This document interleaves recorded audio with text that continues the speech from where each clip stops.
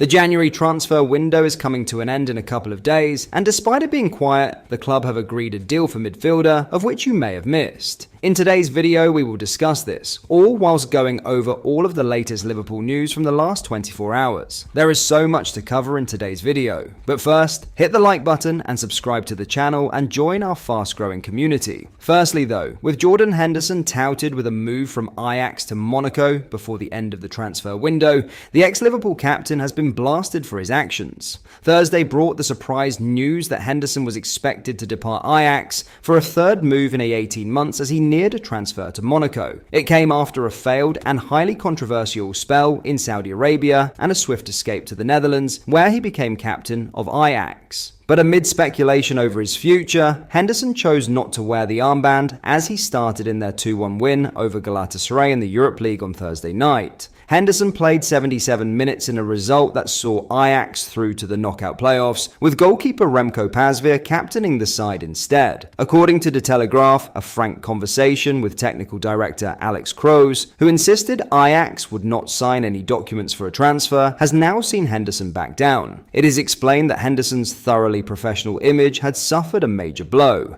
after he threatened to no longer play for Ajax if the club did not cooperate in a free transfer departure to AS Monaco.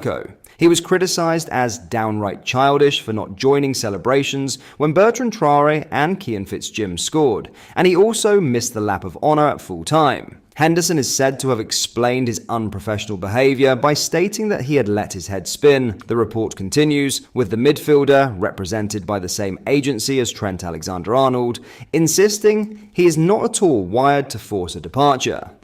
Ajax have ruled out a transfer this month, but it is suggested they would be willing to allow the 34-year-old, whose contract expires in 2026, at the end of the season. As was the case when he left Liverpool for Al Ettifaq, Henderson's actions have soured his reputation among supporters and pundits alike. Wesley Sneijder, former Ajax and Netherlands midfielder, criticised his decision not to captain the side against Galatasaray, saying he should be a man and stand up. Ronald de Boer was another who rejected the notion that giving Pasveer the armband was in order to avoid clouding the occasion, saying, "It is simply nonsense. Henderson simply has other things on his mind and apparently does not want to respond to it." It remains to be seen if there will be another twist in the tale before the window closes in France on Monday, but as it stands, it appears as though Henderson will stay at Ajax. In some transfer news now, and Liverpool have agreed a deal for a midfielder that has been confirmed, and that being for Stefan Bajcetic. Yes, Liverpool have activated their recall option to end Stefan Bajcetic's loan at Salzburg, with the midfielder now spending the rest of the season in his native Spain. Bajcetic came off the bench in Salzburg's 4-1 loss to Atletico Madrid on Wednesday night, marking the end of their Champions League campaign after just one win in 8 games.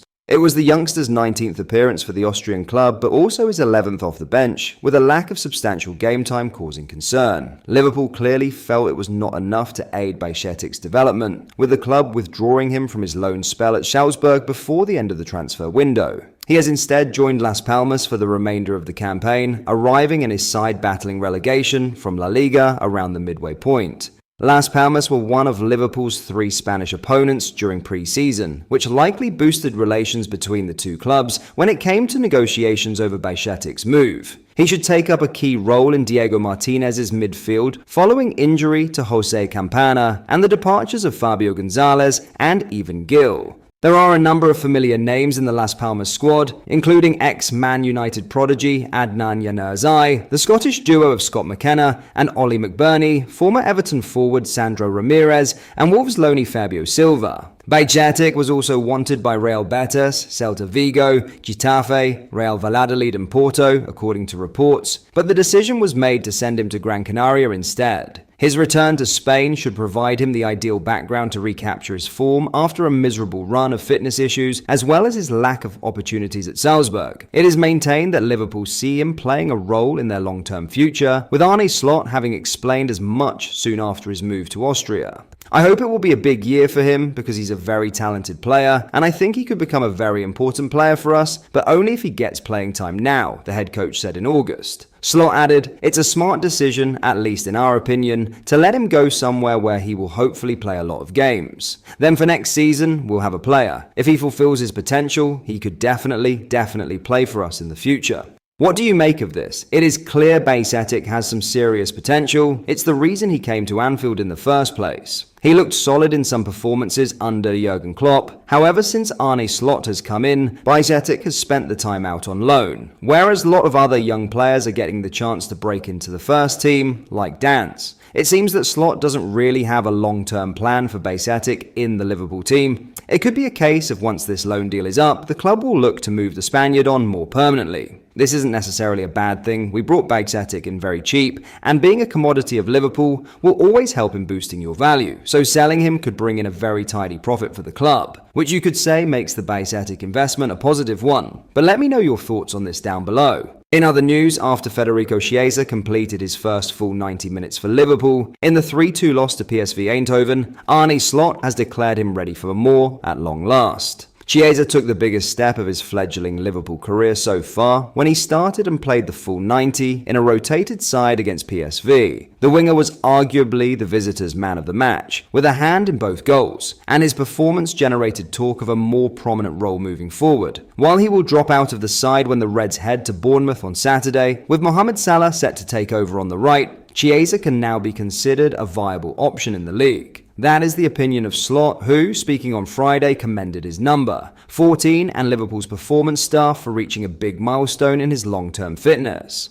Yeah, of course, he's ready for more minutes in the Premier League, he told reporters, because if he can play 90 at Champions League level, then you are able to play an amount of minutes in the Premier League. His main problem, if you want to call it a problem, is that he's in competition with Luis Diaz, Darwin Núñez, Cody Gakpo, Mo Salah, and Diogo Jota. I think you agree with me that they are doing quite well also. But it's very good for us. It was 6 or 7 months ago, he said, against Switzerland when Italy lost in the Euros, was the last time he played 90 minutes. It's very good from him, but definitely also from our performance staff that we've, during training sessions, got him to the point that he's able to play 90 minutes without a lot of friendlies or whatever. So big compliment for him, how hard he's worked, and for the performance and medical staff as well. It is interesting that Slot named all 5 of his senior forwards as competition for Chiesa, with it expected that the summer signing will be able to cover all 3 positions across the attacking line. Though principal backup to Salah, he can interchange with the likes of Gakpo and Diaz on the left wing and up front too.